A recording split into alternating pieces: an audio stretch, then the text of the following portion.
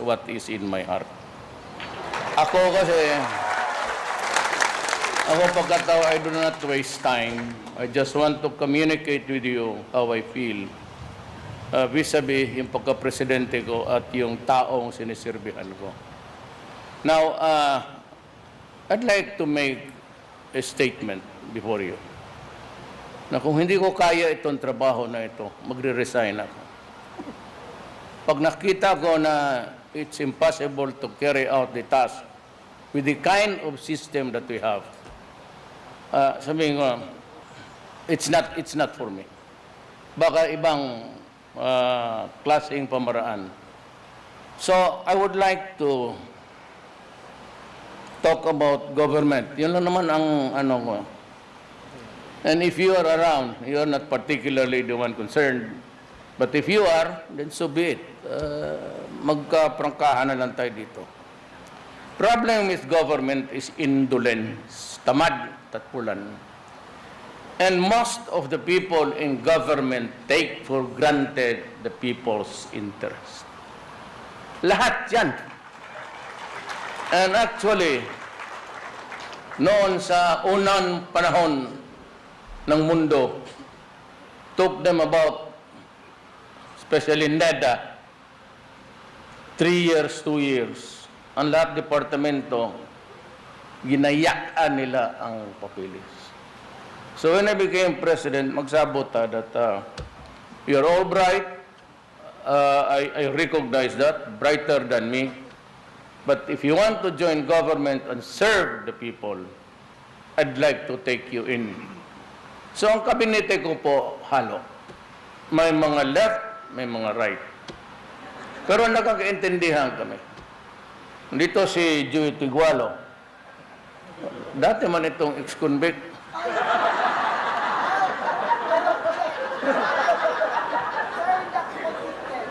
Napriso ka. Ang napriso dito, Jude sa panahon sa Marcelo, John Ibasco. Si John Ibasco, si Billy. Panahon sa Marcelo, nang apriso ni sila. And in 1983, actually, fiscal ako yung inquest fiscal na assign. At may dinadala nila ni mga Philippine Constabulary noon, 2 tao. Ang dumi ng mga itsura kasi pa-imbestiga sa akin. Sabi ko nga, bakit pa ninyo pinaabot dito? Salve sa sana nyo. Kapoy-kapoy, tagtrabaho doon. Gabi man nahuli. Magising pa ako ng gabi nyawa para, sino ba to? Ito, salvage lang na. Hindi, Uskal, sabi na kasi gusto lang namin sabihin na bahala ka pagkatapos, pero itong 2 nahuli namin, puro pare. What? Tapos, yung isa, yung taga-Bohol daw. Pare sa Bohol, pati pare sa Leyte. Kinsa man yung piragaba lang. Buwangan eh. Putot eh. Waray, Father Tison. Yuso. Tapos, sabi ni John ngayon, na namatay na raw. Sabi ko, I'm really very sorry I didn't. But they were good friends. I prosecuted them in court. But ako naman, hindi magtapang-tapangan sa korte. Baka ma-isparo ka. Baka mapambuang mga to kadanghanan. And they were killing each other. Well, anyway, nung they were released and I was appointed OIC Vice Mayor, wala man silang mapuntahan. Sa asawa ni De Vera, party secretary sa Kumid, padiron niya, pumunta sa akin. Ako yung nagpo-prosecute sa kanila eh. So, taga-imig trabaho. So, nilagay ko sila lahat sa technical assistant lang. Wala mamang pera pa noon. Eventually, I ran for mayor for the first time in 1988. Kinuha ko sila. Jonas, alam mo mga pare, mahusay sa organizing. magdala ng tao. Because, you know, if you are a priest, you handle people. So, si John became my political strategist actually. Pamasok, pare, Father Tison, ewan ko, nag-asawa ba? Hindi nag-asawa. Hindi nag-asawa. Wala mo tilaw og lami. But John Ibasco, true to life, good and pare. Pero si John became eventually my chief of staff. Then at one time, for one term, I was the city engineer because puro corruption ang naabot ko doon. Sabi ko, clean the office. Ayun lang ang maganda sa mga left. True to life ang trabaho. So, after so many years, bumalik siya doon diyan sa Bohol, naging mayor, 3 terms, 9 years. Tapos ngayon, yung patayin sana ng mga PC, cabinet member na. Ganoon lang ang buhay. But, alam nila ni Escalada, because he was my housing, alam nila ni John, at alam ng mga taga Davao na nung pagpunta ko dito hanggang ngayon, galit ako. Galit ako kasi 3 years after, yan lang ang natrabaho ng gobyerno. And the first time I came here, I was not really very pleased. And as a matter of fact, talagang pinapakita ko lang na kunwari, talagang asar ako. At hanggang ngayon, kasali na kami. Huwag na natin, do not excuse anyone. Sabi ko noon, 28 lang ang nakalipat. Kung 28 lang ang nakalipat, nung dito ako November, sabi ko, putang ina itong project ninyo, sunugin na lang ninyo. Sabi ko, I will be back December. But I was not able to make it because I was very busy. But finally, I decided to just check on how they fared with the jobs. Alam mo, sa totoo lang ganito, sila sa departamento, 1 month lang. When I was mayor, 3 days lang ang permit. Tsaka yung electrical connection, magdaan pa ng ilang opisina, pati na sa bumbero. Pagdating sa bumbero, yung pakpak na, pagdating sa bumbero, hindi lalabas yung permit, kay mo baligya pa o fire extinguisher ni mo.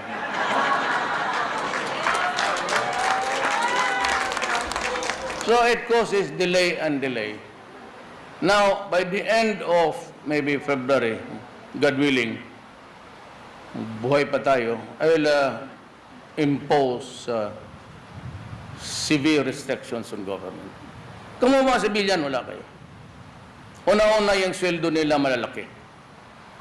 They award to each other millions and even this has to stop. Ako nga, 130,000 lang ako. 2 ka pamilya. Totoo. Gibuhi na ako. Wala akong magawa eh. No. 130,000. Kung sa ano, pagtunga anak. Kaya katauban akong mga anak, nangaminyo, tamang-tama lang. So, ang mga bata, eskwela na. So, I have to make, yan lang talaga. Maghanap kayo ng record sa gobyerno kung magipirmahan ako ng 1 piso na libre. So, ito sabi ko, lalaat kayo, huwag kayong pumasok sa gobyerno para lang to milk government. You want the law is the lowest pay that you get. Wala nang yung increase na mag-million.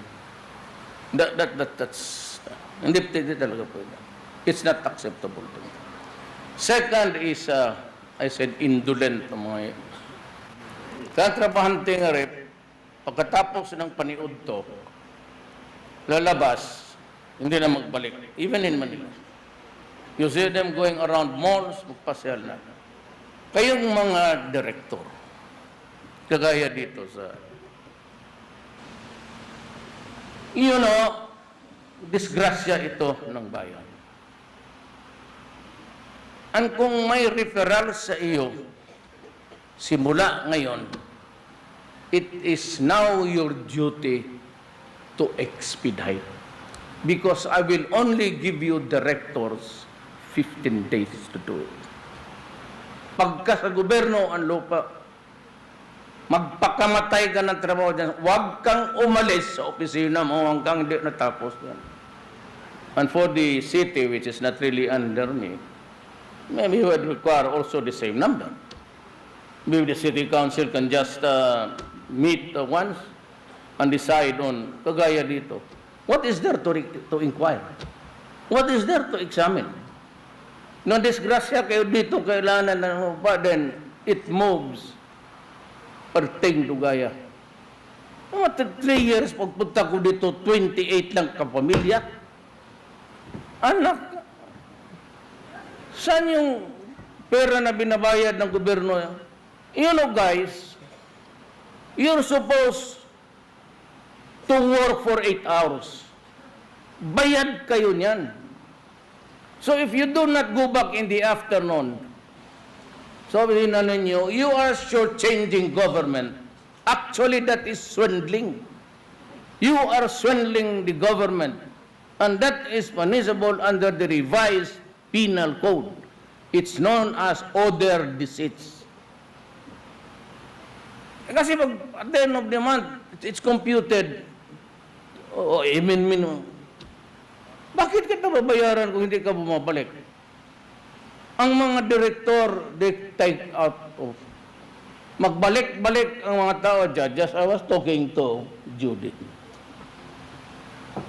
I released 1 billion nung Pasko. Sabi ko kay ma'am, we distribute man sa probinsya kaagad. Kasi binigay sa akin ng pagkur yung cheque, kinunan ko agad ng because distribute. Ibigay ninyo sa mga tao na may hawak-hawak na resita ngayon na hindi mabili. Hindi makabili ng medisina. You can always go to her office. Wala akong problema kay Judy. Judy is a leftist, just like Ibasco. And if they put their heart to it, they would do it. Walang agenda kasi ang left. Wala naman itong magyaman. Sanay sa priso eh. Totoo. Ito yung mga idealist. So sabi ko, sige, wala na may ceasefire, revolution. Trabaho ka muna dito sa akin. Then you work and we show to the people of the Republic of the Philippines. Nakarapat dapat tayo dito sa gobyerno. Kasi kung putang ina, hindi natin kaya aalis tayo. Simple as that. Lahat kayo naamon ko. Sabayan ko kayo. Mag-resign tayo. And let's give it to another guy na kaya niya. Ba't kung jamingin mo lang ang gobyerno, hindi talaga pwede sa akin yan. Sabi March, yung July, lahat March, nandiyan na yan. Tubig. But yung...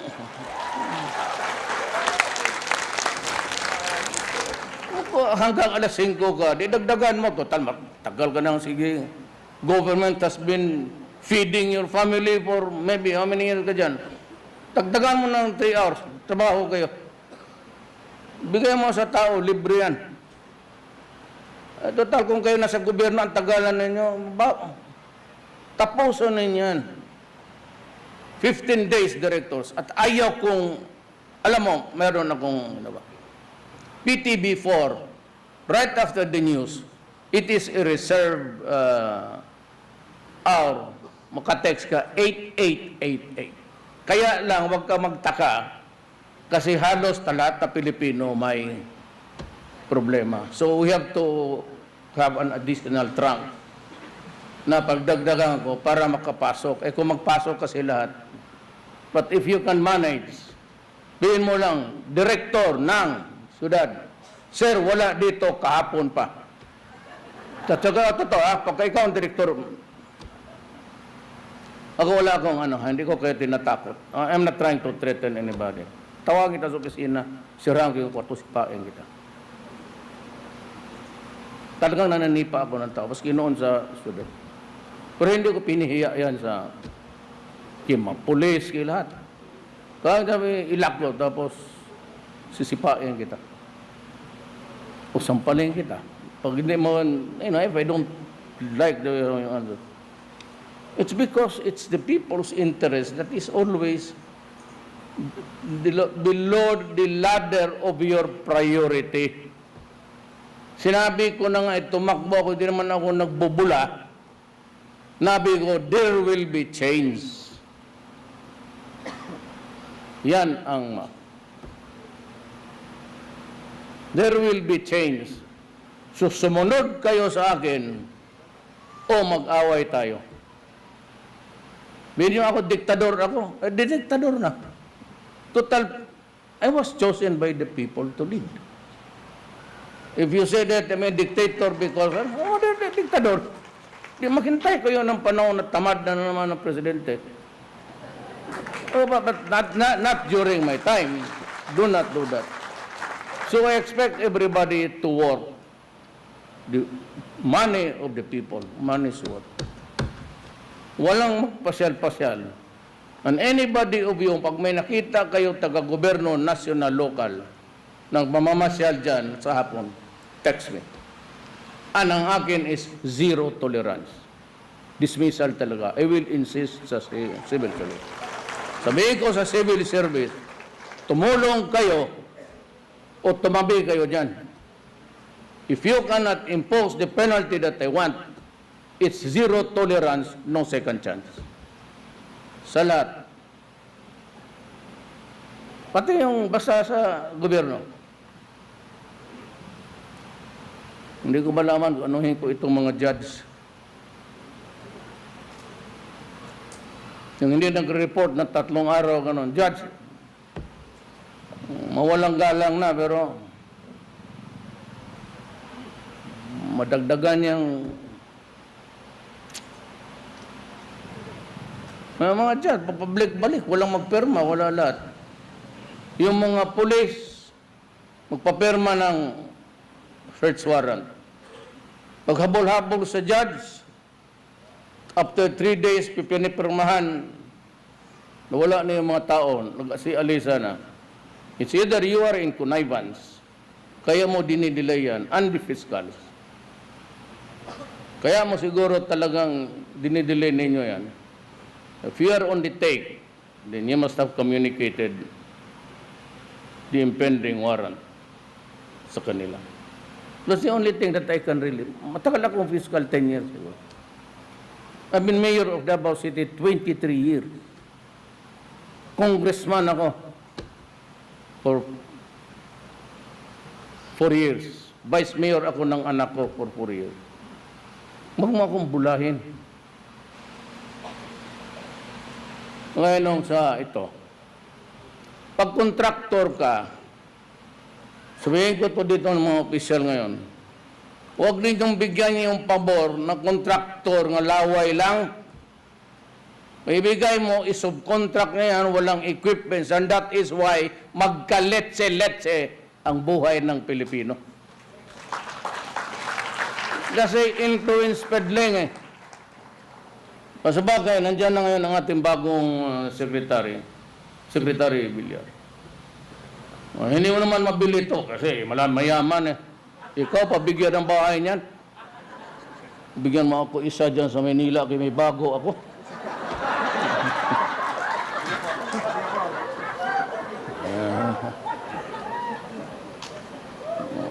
Kung mabigyan natin yan ng sekretary, baka makatatlo pa tayo dito bago mamatay. Do not do that. That has to stop. Lahat, city mayor, hahabulin ko kayo. Si Silipit, hindi, ikaw ha. Gwapa niya muna. Ano kasi mga mayors? Lahat yan mga intelligence fund. Ako, tanongin mo ng lahat ng pulis. Every presinto may 15,000 yan. Ang city police director, 50,000. Ngayon, magtanong ka ba yan? May presinto. May magdating sa kanilang papel, liquidation. Blanco. Sila na mag-fill up kung paano ginastos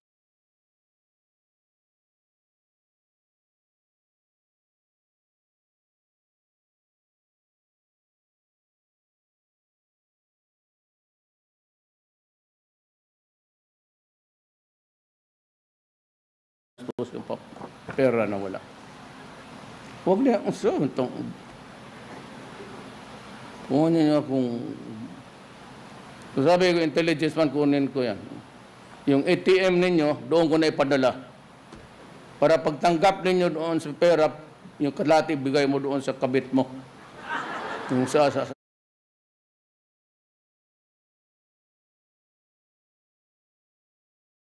asawa, di wala na para sa tao. Ano, asos mo tao? Wala tayong bulahan dito. Siya kung ano yung inutos ko, so di, magdemanda kayo. Anong pakialam? Ngayon, ito kong mga NHC all over the country. Paano ko maibigay na, sabi, sir, sabi ko, nagbigay ako sa local, lahat. Through Judy, sinabi ko ba doon? I gave it 1 billion. Pasko yun.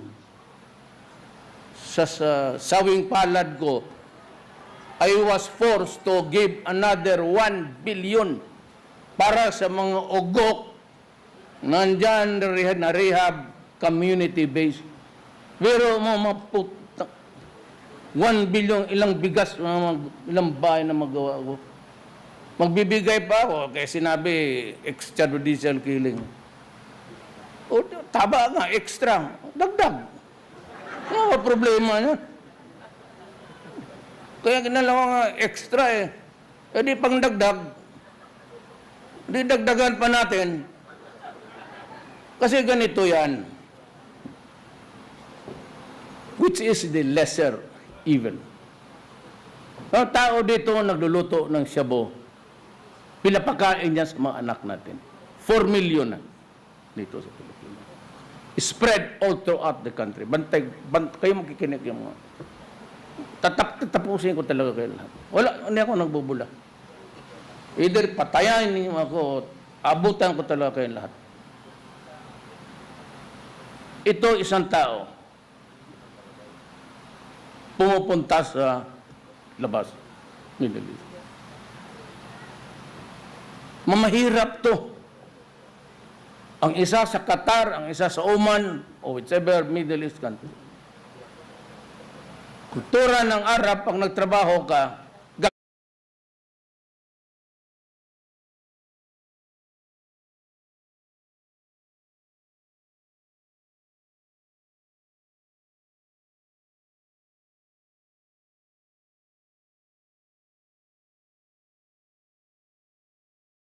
gamitin ka talaga. Ay, hindi naman natin yung mga malayo. Sa Riyadh, wala. Yan, sudad. Yung makahanap ng trabaho sa bukid, ipahiram pa doon sa kapatid,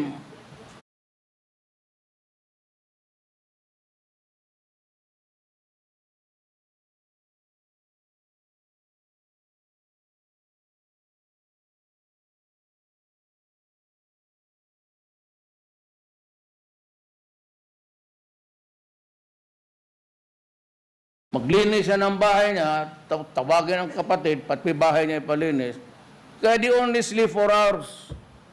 Lambaw pa ang pinapakain. Para lang makapagdala ng pera dito sa Pilipinas.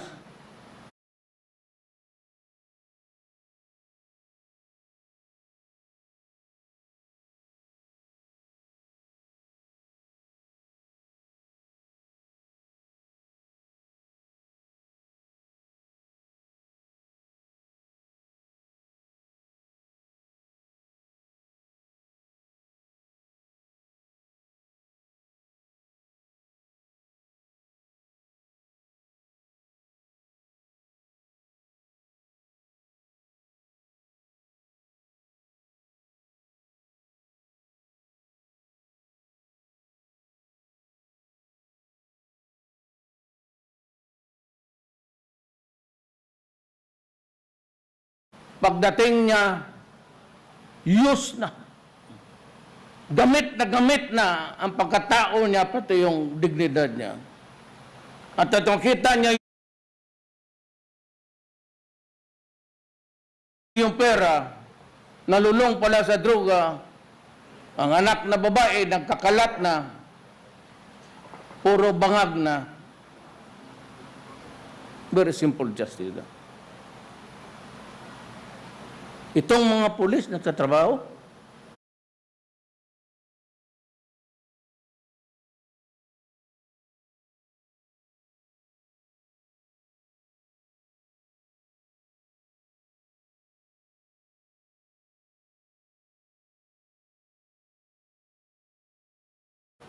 balagayin natin lumusot yung bala niya doon sa... Sabihin ko sa inyo ito.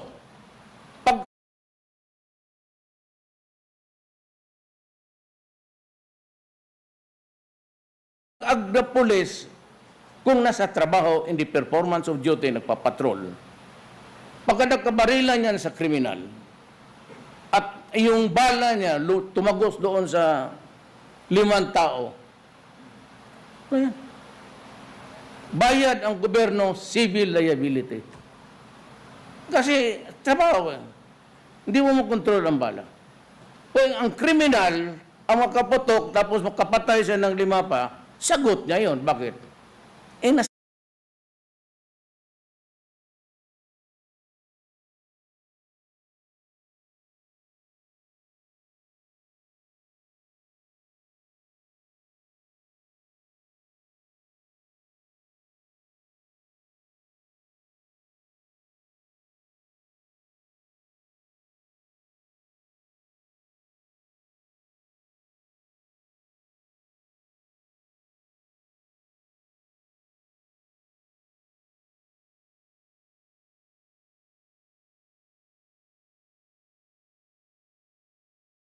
Sa krimen siya. Ang pulis hindi. Kaya huwag kayo masyadong namatay ang bata. So,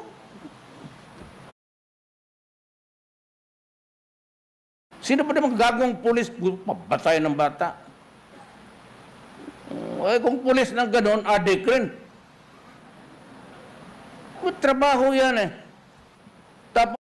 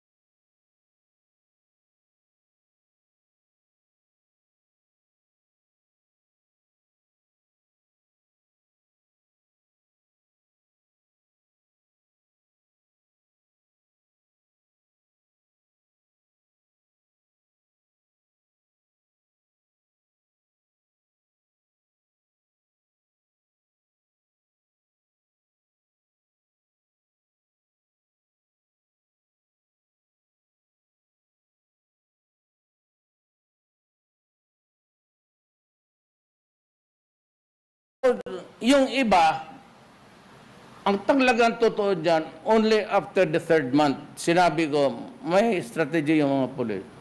Intriga dito, tapos patayin niya, i-charge na doon sa kabila. So, yung hindi pa ako presidente, tignan niyo yung paper. Sila na just para maubo sa walang magkapiyahe. Yung unang birada dyan, walang pulis doon. Tumitingin lang kami. Intriga yung, magkapital ka ng isang barilin mo dito talaga. Tapos sabihin mo doon yung si ano ang baril niyan. Ngayon, iba na. Kasi pumasok na ang ISIS sa Pilipinas. Ang Mautik. They pledged allegiance to ISIS. Sa Mindanao, ang laboratorio doon, isang katutak. Kaya paano mag-extrajudicial killing? Putang, makinig nga kayo. I have lost 33 policemen so far. Police operation drug-related. I have lost soldiers 19 yang mag-back up sa police sa Mindanao Ang laboratorio doon, hindi M16 rifle, nakamount dalawang M16 na masingan. Kaya na pati sundalo doon. Anong extrajudicial killing? Ito extrajudicial killing, di barilin mo na lang sa likod. Bakit magharap-harapan ka ba dyan? Ngayon, yung nangamatay dyan. Pero ako, ganito, prangkahan ko kayo. Kung ako, nagtatrabaho lang, hanap buhay na simple. Ang anak kong babae nag-aaral, tapos abangan mo sa tricycle, instead of dalhin mo sa bahay niya, dalhin mo doon sa Kanyugan.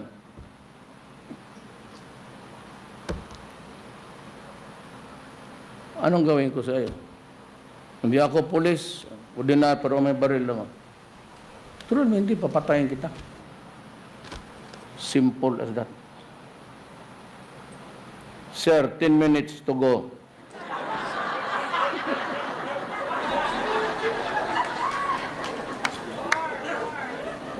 Two helis, dalawang helicopter not capable of.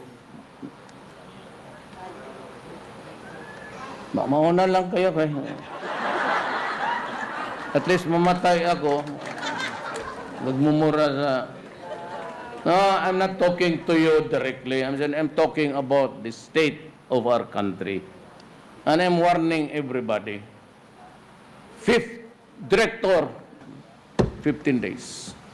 Department, DPWH, Ibasco, 30 days.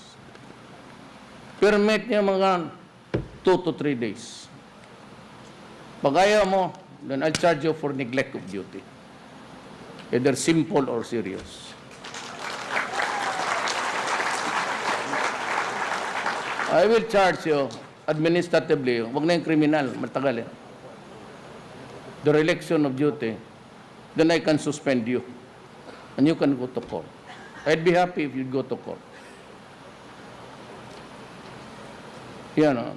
Yan sinasabi nila. Hindi ako kumagalit. Hindi ako interesado ang binabasa ninyo. 40%, 41%. Kaya hindi ako tumitingin. Naghanap na ako ng maganda. Sino bang maganda dito? Kita mo ako, sige lang ako ganun. Walang kwenta sa akin yan. January, February, March. March, lipat na kayo dito at magbalik ako. Ngano, kung hindi matapos March, magawa kayo ng 5 cross. Cross? Yung pare kay Kristo. Ipakarga ko sa kanila, ikot-ikot dito. Puta na, pako ko lang. Sabi nga yung Diyos, magsabi nga yung Diyos, may katumbas pala ako ng 5 mga taman. July is too far away. Gaya ng ginawa ninyo sa army, poor quality, kasi ang pera na, for example, 100,000, magbigay sa kontraktor, magbigay pa doon sa sinong iudiputa na sekretary, pati ang daan, magpirma ang mga barangay captain. Pakialam dyan. Ang habuli ko yung kontraktor. Hindi ikaw, kapitan. Pero pag pirma noon, pirma ng mayor, pirma ng lahat na. So, ang mabili niya na material, instead of yero, hanap niya ng mga taro, bukbukin niya, iplate niya ng gawa niya, yan. So, ang pulis, walang plug. Plug sa electric. Kung sa'yo bato, iyang kamot mo, iyang bumbilya.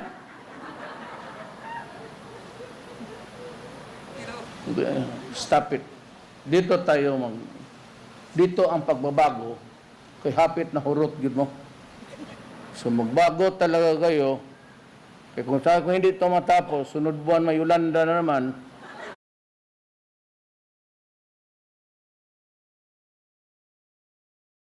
putang ina, kaproblema tayo.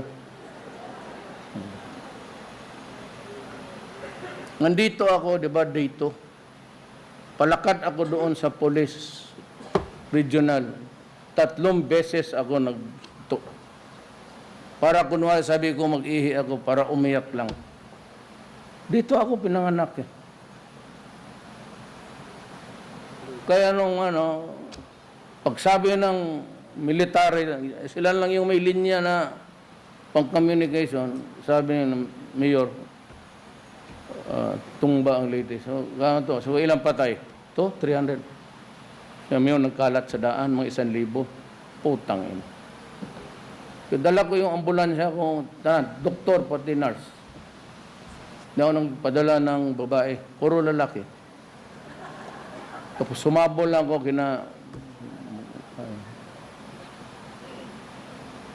kaya tingin ako sa langit, sabi ko, Lord, sana yung mga pangit lang ang namatay na ito.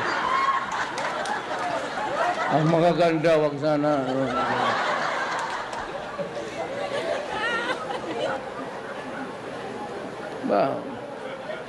Sabi ni Lord, okay lang. Itong media na ito, after a long haul from Laos, pagbaba ko sa aeroplano, nag-press ko. Alam mo, tinanong, Mayor, may resolution ka na ba sa buhay mo na hindi ako magmura? Sabi ko, ito si Bishop Bales rin sa Davao, negosyante. Ibre magmura ako, pababayarin ako doon sa Veritas ng 100. Siya ako mabayad ng bayad. Sabi ko, Pader, hindi. Sabi niya, para yan, madisiplina ka. Hindi gusto rin ako ng bishop ko. Sabi ko, pera-pera lang talaga itong buhay na to. Andiyan pala si Father Bacalto. Classmate kami niyan sa Ateneo. Classmate kami niyan. Kaya ako, hindi man siya kalawa. John, pare. Alam mo, sinong inasawa ni John? Geso. Madre.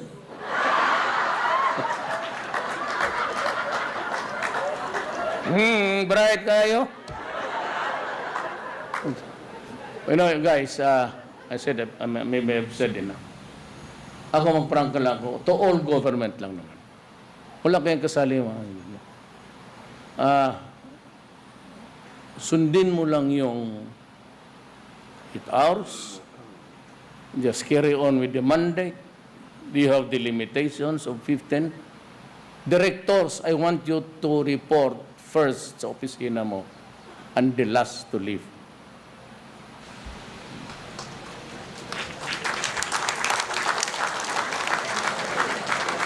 At yung janitor na babae, huwag mong galawin yan. Umuwi ka na pagkatapos. Bright ni Duterte. Itong pulis rin. Mga pulis. Pag day off nila, sige suroy, tanaw sinim, sabong, tibak-tibak, tigbakay. Pag duty, magdalag newspaper, kaya ang mga silya o anong lamesa, ipatong-patong na, butangag newspaper, butangag tualya, tulog na.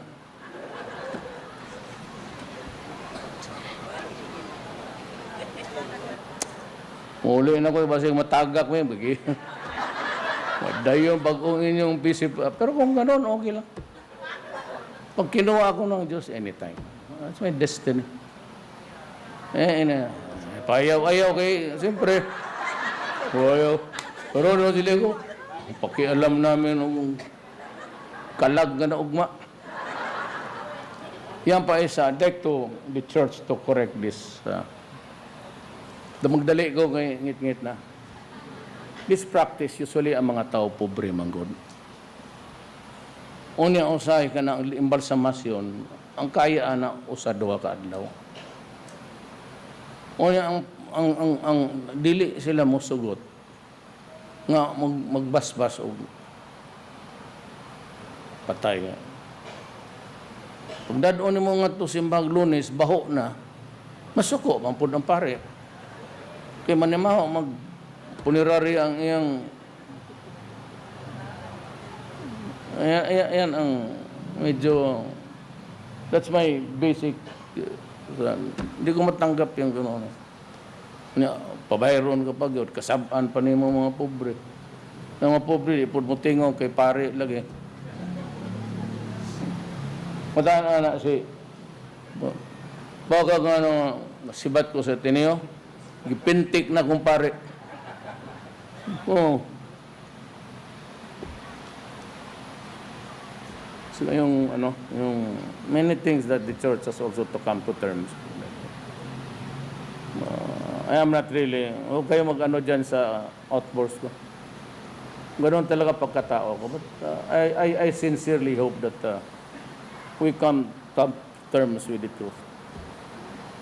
Yung human rights, gusto ko nga, sabi ko, every police operation, magdala sila ng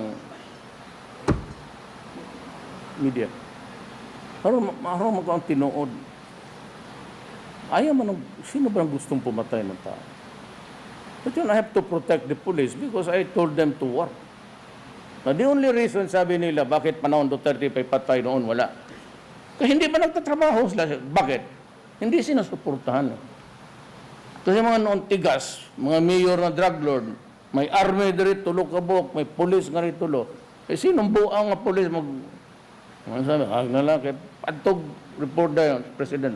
The President, paalisin mo itong si Colonel dito, no? Which you cannot do dito. Huwag kang magtawag ng ganun.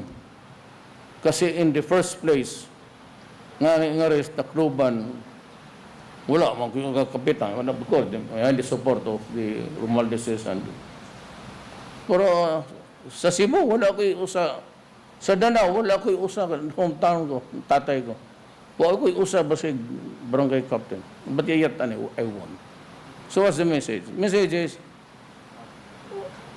trabaho ka dyan for your country. So hindi ako nagbubula sa inyo. I serve my country first. And I will end friendships kung kailangan. Mag-away tayo, okay lang. Gusto mo ng barilan, pagbigyan kita. Ako pahay, marami rin akong, malagi ito, bahay ako ng isa para, daghang salamat ninyo. Maraming salamat po.